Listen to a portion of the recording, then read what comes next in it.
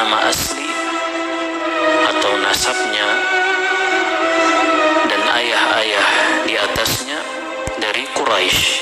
Nama beliau Umar ibn al-Khattab ibn Nufail ibn Abdul Uzza ibn Riyah ibn Abdullah ibn Qurt ibn Razah ibn Adi ibn Ka'ab ibn Lu'ay ibn Ghalib ibn Fihr ibn Malik ibn Nizar ibn Mudrika ibn Nizar ibn Kinan ibn Khuzaimah ibn Mudrika ibn Ilyas ibn Nizar ibn Mudhar ibn Ma'ad ibn Adnan, yang mana nasabnya bertemu dengan Nabi sallallahu alaihi wasallam pada Ka'ab ibn Lu'ay ibn Ghalib. Ka'ab ibn Lu'ay ibn Ghalib.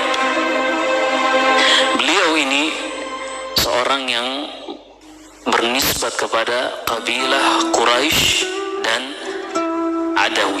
Jadi beliau ini, nama beliau Umar ibn Khattab, dikenal dengan Al-Adawi. Al-Adawi. Kita sebutkan ini dari awal karena nanti akan ada hubungannya dengan beberapa pembahasan ke depan.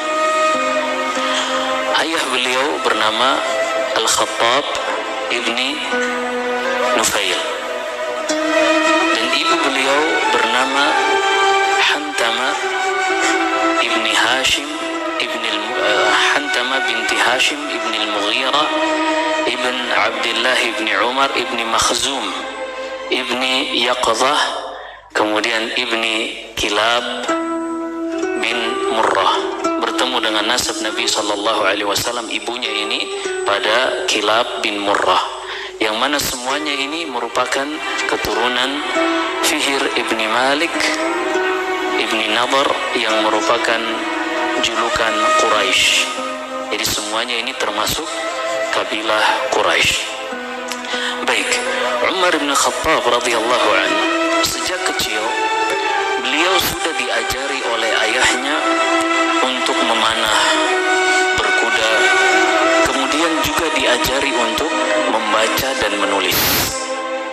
Dan ini jarang ketika itu di kabilah Quraisy orang-orang yang bisa membaca dan menulis. Umar bin Khattab selain diajari hal-hal yang kita sebutkan ini oleh ayahnya, juga beliau sering diajak untuk menemani ayahnya ke pasar, sehingga ia melihat perdagangan di pasar dan dari situ dia mempelajari ilmu perdagangan. Meranjak remaja kemudian dewasa, Umar bin Khattab diangkat dan dipercaya oleh orang-orang Quraisy sebagai safir. Safir artinya duta Quraisy kepada kabilah-kabilah yang lain. Jika ada pertikaian antara Quraisy dengan kabilah yang lain, maka mereka mengutus Umar ibn al-Khattab.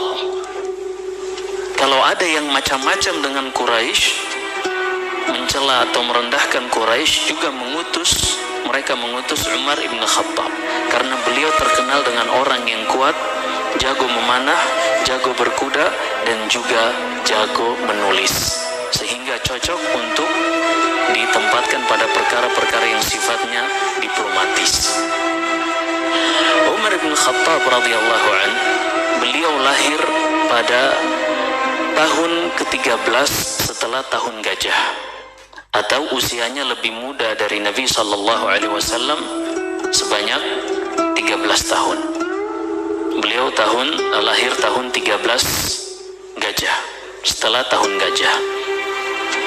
Dan Nabi sallallahu alaihi wasallam lahir pada Amul Fil, tahun gajah.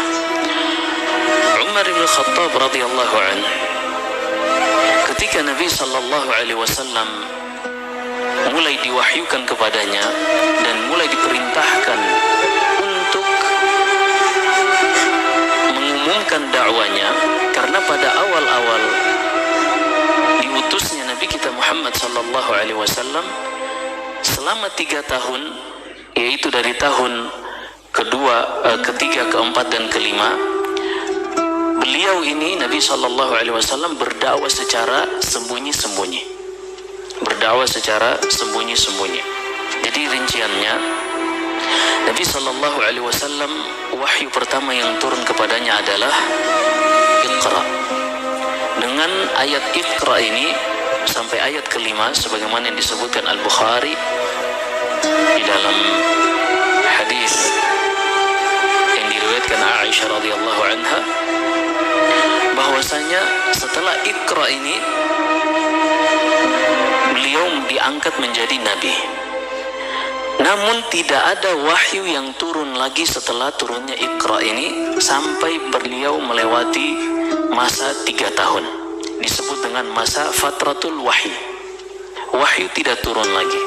Tapi Khadijah radhiyallahu anha, istri Rasulullah sallallahu alaihi wasallam ketika itu, membawa Rasulullah kepada Waraqah bin Naufal ibni al-Asad ibni Abdul Uzza, pamannya yang merupakan orang Arab Quraisy, akan tetapi dia mempelajari Injil, dan Waraqah ini bisa berbahasa Ibraniyah, bahasa Hebrew. Sehingga Waraqah bin Naufal beriman kepada Nabi sallallahu alaihi wasallam, dan dia mengatakan, hadzal namus alladzi nazal ala Musa, yang turun kepadamu ini adalah an-namus. An-namus artinya malaikat Jibril yang juga dahulu turun kepada Nabi Musa. Wa in yudrikni yaumuka ansurka nasran mu'azzara laitani kuntu hayyan idh yukhrijuka qaumuk. Duhai kiranya aku masih hidup ketika nanti kaummu akan mengusirmu. Ketika itu Waraqah bin Naufal sudah tua, bahkan matanya sudah tidak bisa melihat lagi dikarenakan saking tuanya. Tapi dia mengatakan, wa in yudrikni yaumuk, sebagaimana dalam Sahih Bukhari, kalau seandainya aku masih hidup dan kaummu yaitu Quraisy mengusirmu dari negerimu, niscaya aku akan menolongmu. Niscaya aku akan menolongmu. Kata Nabi kita Muhammad sallallahu alaihi wasallam mendengar hal tersebut, aw mukhrijiyahum, apakah mereka ini akan mengusirku, padahal mereka mengenalku sebagai Al-Amin, orang yang terpercaya. Bahkan orang-orang Quraisy kalau ingin safar jauh, mereka menitipkan barang-barang berharga mereka kepada Nabi sallallahu alaihi wasallam.